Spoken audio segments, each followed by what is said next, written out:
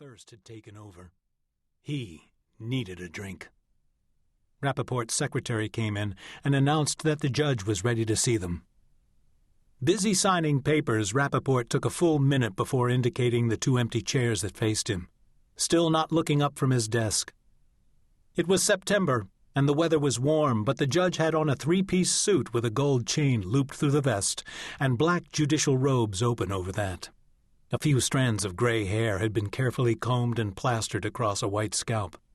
He could have been a child in the tall chair. Rappaport read from the paper in front of him. Miniatello versus Weber Properties. When he finally looked up, his expression was a scowl. Where are your clients, counselors? Where's Mr. Miniatello? Where's Mr. Weber? The voice was nasal, aggrieved. Surely when he scheduled this meeting, my clerk reminded you of the standing order? Your clients must be present any time there is a settlement conference before a justice of the Supreme Court. Mr. Emmert, you have practiced here long enough to know that. I've consulted with my client on the point, Your Honor, and he has agreed to waive a personal appearance. This is not a requirement that can be waived, Counselor. I want your clients here.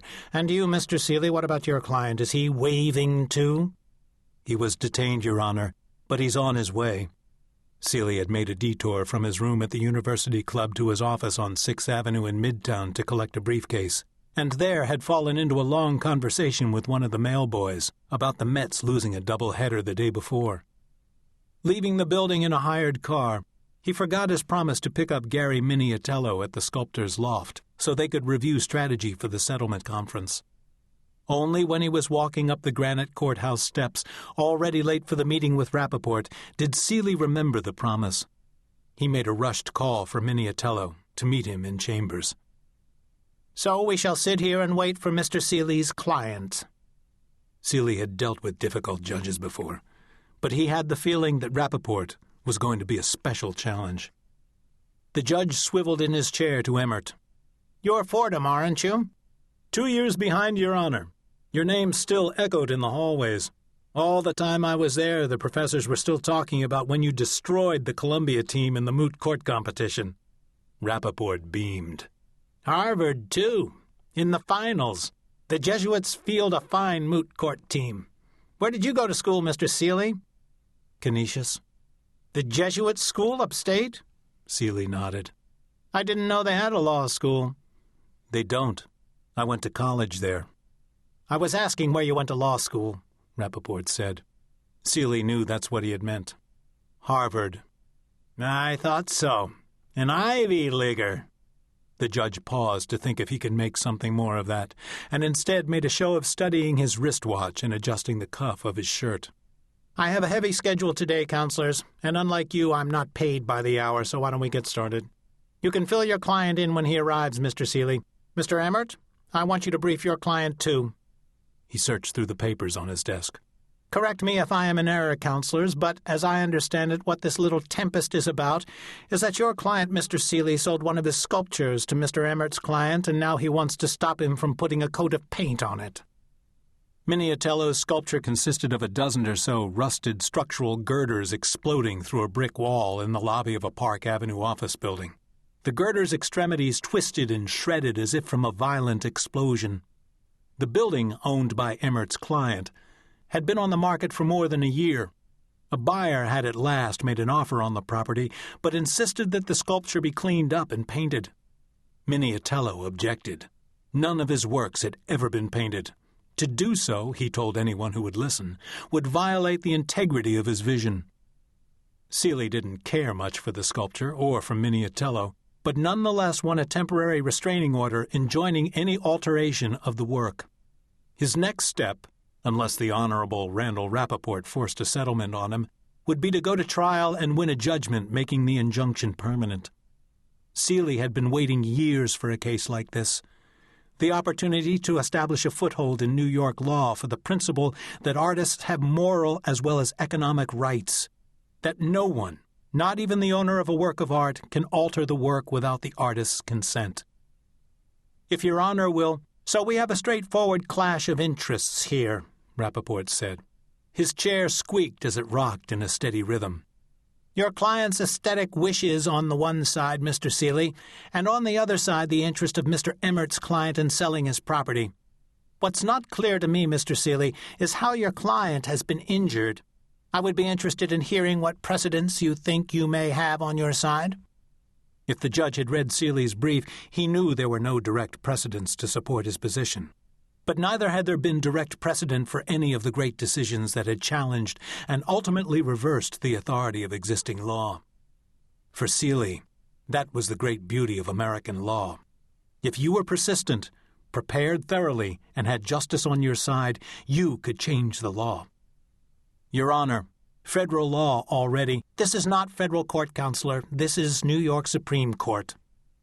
Seeley's thick hair felt matted as he tried to massage away the throbbing at the back of his head. He was parched. Just speaking felt like fingernails clawing at his throat.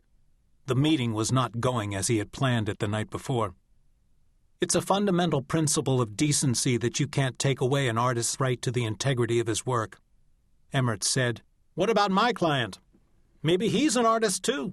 Maybe he thinks this piece of junk looks better painted." "That's a foolish argument, and you know it." Seeley hadn't intended it, but his voice had risen. "Painting someone else's sculpture isn't art." Rappaport smiled. "You must forgive Mr. Emmert. He lacks the advantage of a Harvard education." Seeley tried to think of a smart remark that might turn this bond between Rappaport and Emmert in his favor, but realized he was lost. Still, the words flew out. "This case isn't just about sculptors. It will set a precedent for painters, writers, musicians." Why was he having such difficulty controlling his voice? "It makes no difference if the work is Picasso's Guernica or the image some prehistoric man painted on the wall of his cave." His voice rose perilously. "A work of art, any work of art, touches something sacred in us. To violate it—" Words that had seemed so eloquent the previous night now tasted like paper in Seeley's mouth.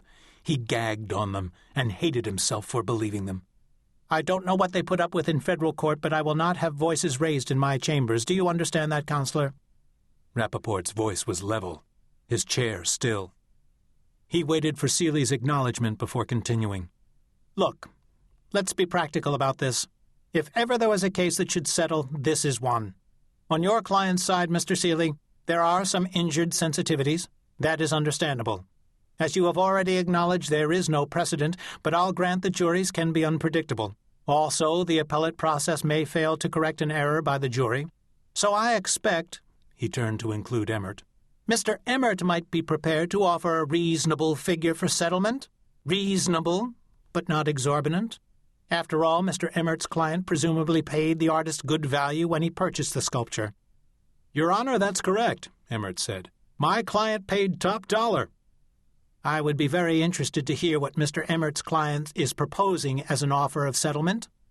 "My client," said Emmert, "is prepared to offer, and this is solely as a gesture of goodwill with no admission of liability on his part, the sum of $50,000. I'll be honest with you. My client needs to sell this building, but this is his top figure." The judge pressed his palms together, steepling his fingers under his chin. "This is a generous offer, Mr. Seeley. I would strongly recommend that you advise your client to accept it." Seeley was certain Rappaport already knew what the settlement figure would be. The two sons of Fordham had talked. Seeley nodded at the chrome carafe on the side table. "Is that water in there?" "Help yourself," Rappaport said. Seeley was pouring water into a glass when the door in the back of the chambers opened and Gary Miniatello came in. For the first time that morning, the judge rose from the too-big chair. He greeted Miniatello with a two-handed politician's handshake and introduced Noel Emmert.